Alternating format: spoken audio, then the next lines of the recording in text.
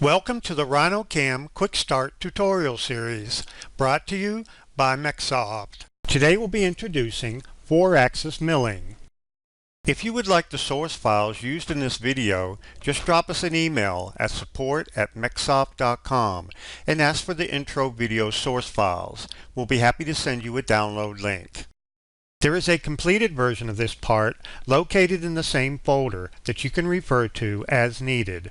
It represents how your part should look upon completion of this tutorial.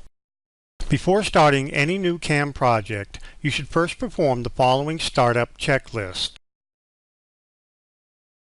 For more detail on each of these items, you can refer to the 3-axis introduction companion video. Also, before learning 4-axis operations, it is recommended that you first become familiar with the setup and generation of both 2-axis and 3-axis operations. Introduction videos for both 2 and 3-axis are available. We will perform the following basic steps in machining this model. First, we will define the machine and the post-processor to use. Then, we will define the machining setup, including the stock geometry, material, and additional table rotation setups. We will then load a predefined tool library. Then we will generate our initial 3-axis horizontal roughing toolpath. We will then rotate our 4th-axis table 180 degrees and generate an additional 3-axis horizontal roughing toolpath. Then we will reset our 4th-axis table back to 0 and generate a 4-axis parallel finishing toolpath. Also, we will simulate and post-process each of our toolpaths. Okay, let's start by defining the machine to use for this job. From the Program tab, select Machine to display the dialog. Under Machine Type, set the number of axes to 4-axis and set the configuration to Table.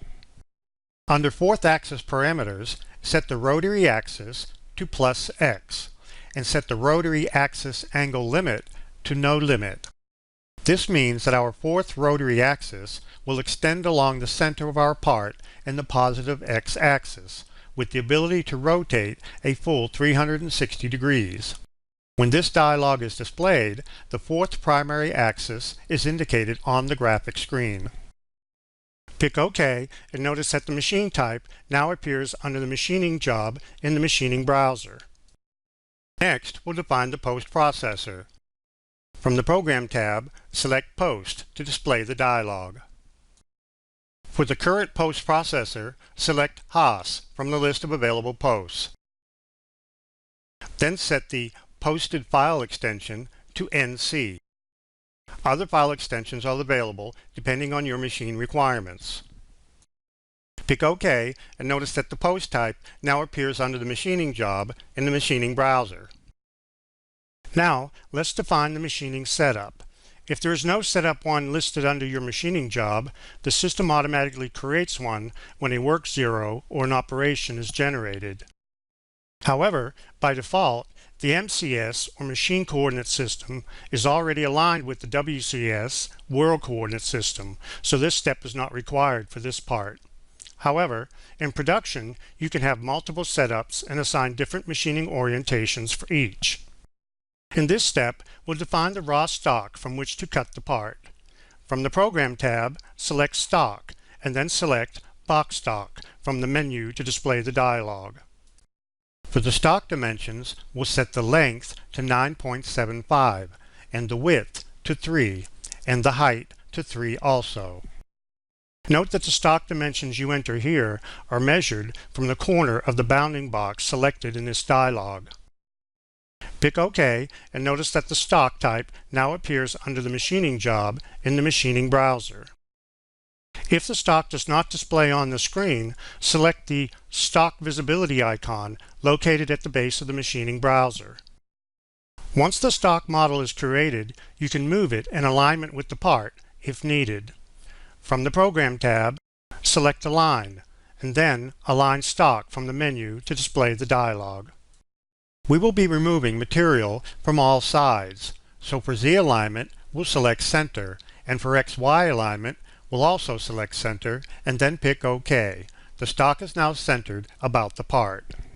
We can see that the height of the stock leaves extra room to cut the part from all sides. Next, we'll set the material for the stock geometry. From the Program tab, select Material to display the dialog. For material, select Wood from the list of available materials and then pick OK. If the material texture does not display on the stock, select the Material Texture Visibility icon located at the base of the machining browser. Material texture is only for display purposes, and for this part, we will leave it toggled off.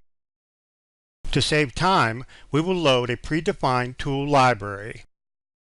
From the Tools tab in the Machining Objects browser, select Load Tool Library to display the File Open dialog. We'll select the predefined tool library named 4-Axis Introduction Tutorial.vkb that we have located in the default data folder and then pick Open.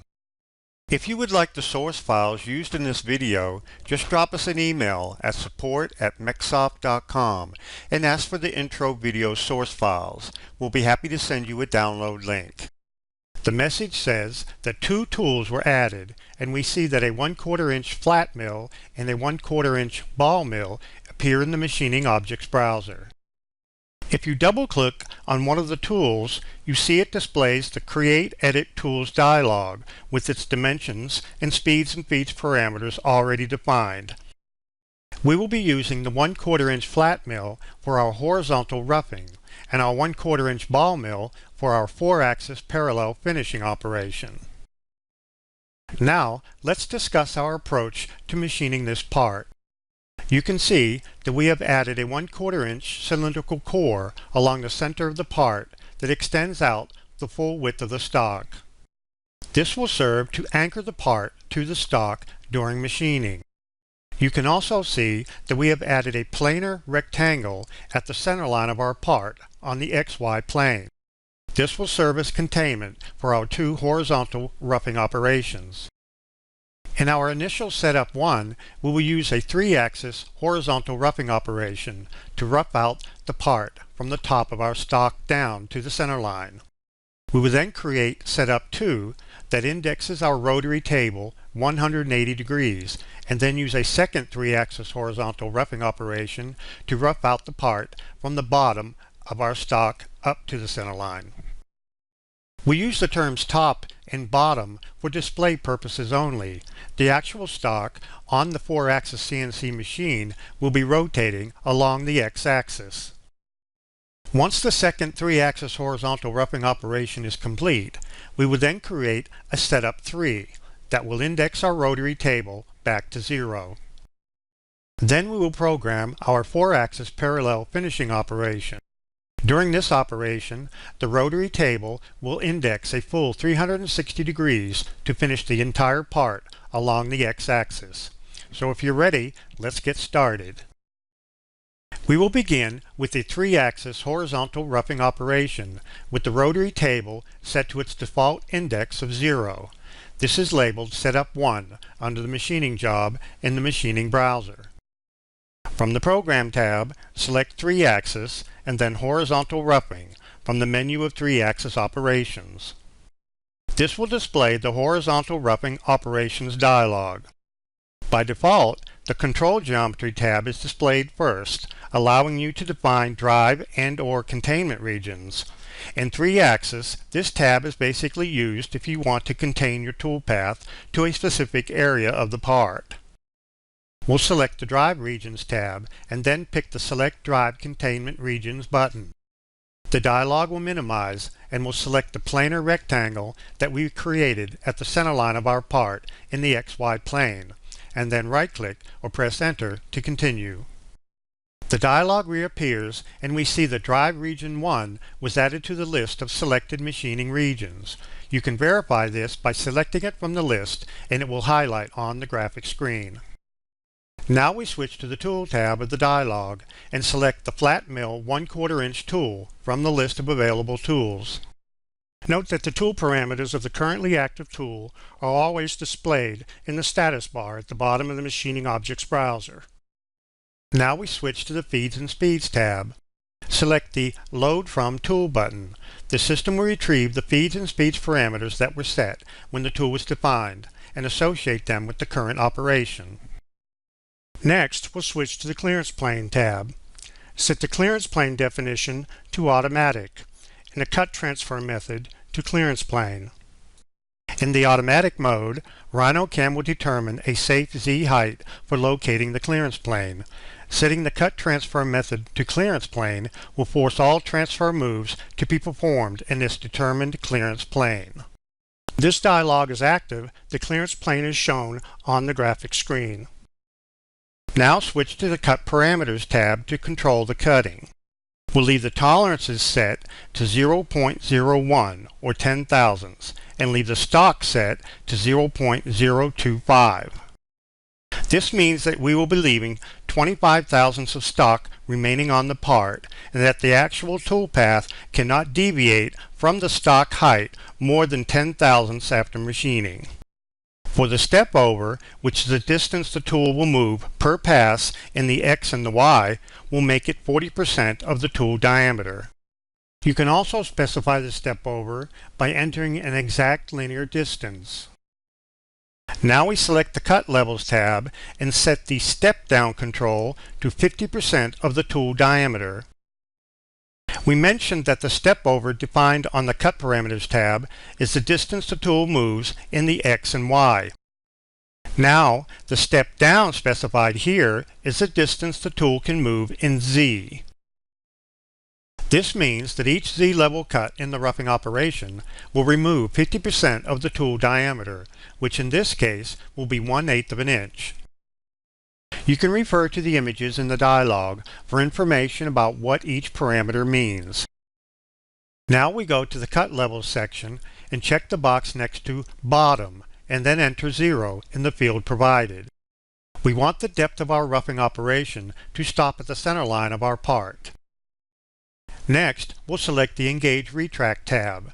This tab allows you to separately specify motions the tool will follow when it engages and retracts both material and air. For Engage Retract in Material, we'll set the ramp motion to Path and set the ramp angle A to 10 degrees. You can refer to the images in the dialog for information about what each parameter means. Next, we'll check the box next to Always engage in previously cut area if possible. As the name suggests, if possible, the system will use the in-process stock model to select an engagement point in an area that has already been previously cut. For Engage Retract in Air, we'll select Linear Extension D and enter a value of 0.275. This will extend the engagement point out from the part by 275 thousandths of an inch. Now we'll pick Generate to calculate the toolpath and display it on the graphic screen. Note that the display of the toolpath in the graphic screen can be turned on and off by selecting the Toolpath visibility icon located at the base of the machining browser. The new toolpath can now be simulated to display the in-process stock model. Switch to the Simulate tab at the top of the machining browser. Select Preferences and then set the simulation model to polygonal and the simulation accuracy to fine, and then pick OK. Then, under the Preferences button, check the box next to Simulate by Moves. This will speed up the simulation. You can also adjust the slider to further speed up the simulation. Now we select the 3-axis horizontal roughing operation we just created, toggle the display of our stock, and then pick Play to run the simulation. Then we can select the Toolpath visibility icon from the base of the machining browser to turn off the toolpath and see the in-process stock model. If you don't want to wait for the entire toolpath, you can select Pause and then To End to calculate and display the entire toolpath simulation. Now with the part roughed out from one side, we will create a second setup to rotate the table 180 degrees so we can rough out the opposite side. From the Program tab, select Setup and then Rotate Table Setup from the menu of Setup Operations. This will display the Rotate Table Setup Operation dialog. For the table rotation angle, we'll enter 180. Select counterclockwise and then pick OK. You will see that Setup 2 was added to the machining job. You will also notice that the MCS triad on the graphic screen is now rotated 180 degrees about the x-axis. Now we'll use copy and paste to create a second roughing operation from the first. Select the horizontal roughing operation we just created under Setup 1. Now right-click on the selected operation and pick Copy. Now select Setup 2 that we just created, right-click and select Paste. This creates a copy of the operation and places it below Setup 2 in the machining job. We want this second horizontal roughing operation to use the same dry region as the first, as well as all of its same parameters. So all we have to do is select the operation, right-click on it, and pick Regenerate. Once complete, we can select the Simulate tab and pick Play to simulate the toolpath on the in-process stock model. As you can see from the in-process stock model, our part is now roughed out from both sides. Now with our roughing operation complete, we'll create a third setup and rotate the table back to 0 in preparation for our 4-axis parallel finishing operation. From the Program tab, select Setup and then Rotate Table Setup from the menu of Setup Operations. This will display the Rotate Table Setup Operation dialog. For the table rotation angle, we'll enter 0 and then pick OK. You will see that Setup 3 was added to the machining job. You will also notice that the MCS triad on the graphic screen is now rotated back to 0 degrees. Now we're ready to program our 4-axis parallel finishing operation. In this method, finish cutting is performed by varying the table rotation continuously as the tool traverses along or across the rotary axis. This method is similar to the 3-axis parallel finishing, except that the cutting is performed in 4-axis mode. From the Program tab, select 4-axis and then Parallel Finishing from the menu of 4-axis operations. This will display the 4-axis parallel finishing operations dialog. From the Control Geometry tab, select Remove All. We don't want any machining region selected. When you do this, the system considers the entire part as one continuous drive region. Now we switch to the Tool tab of the dialog and select the Ball Mill 1/4 inch tool from the list of available tools. Now switch to the Feeds and Speeds tab. Select the Load From Tool button. The system will retrieve the feeds and speeds parameters that were set when the tool was defined and associate them with the current operation. Now we'll switch to the Clearance Plane tab. Set the clearance plane definition to Automatic and the Cut Transfer method to Clearance Geometry. In 4-axis machining, a cylindrical clearance zone is calculated around the rotation axis. In the automatic mode, the system will determine a safe Z height for locating the clearance cylinder. Setting the Cut Transfer method to Clearance Geometry will force all transfer moves to be performed in this determined clearance cylinder. When this dialog is active, the clearance cylinder is shown on the graphic screen. Now we'll switch to the Cut Parameters tab to control the cutting. Under Global Parameters, we'll set both the in tolerance and out tolerance to 0.001 and set the stock to 0. This means that the toolpath cannot deviate above or below the actual part surface more than 1/1000th of an inch. For the cut pattern, we'll select Along Axis, a zigzag pattern, and Low to High. As the image in the dialog illustrates, the cut will traverse along and parallel to the rotation axis in a zigzag pattern, beginning at the end closest to the axis origin. Since we don't want the toolpath to cut into the remaining stock at each end of the part, we will contain it using the Cut Axial Containment section of the dialog. For low value L, we will enter 0.5, and for high value H, we will enter 9.25. Entering these values will contain the toolpath within the area we have previously roughed out. We will leave start angle S set to 0 and end angle E set to 360. This will allow the cut to rotate a full 360 degrees, covering the entire part. Next, we'll set the step-over control to 15% of the tool diameter. Now, we'll leave any remaining parameters set to the default values and pick Generate. Once complete, we can select the Simulate tab and then pick Play to simulate the toolpath on the in-process stock model. Then we can select the part visibility icon from the base of the machining browser to turn off the part during the simulation.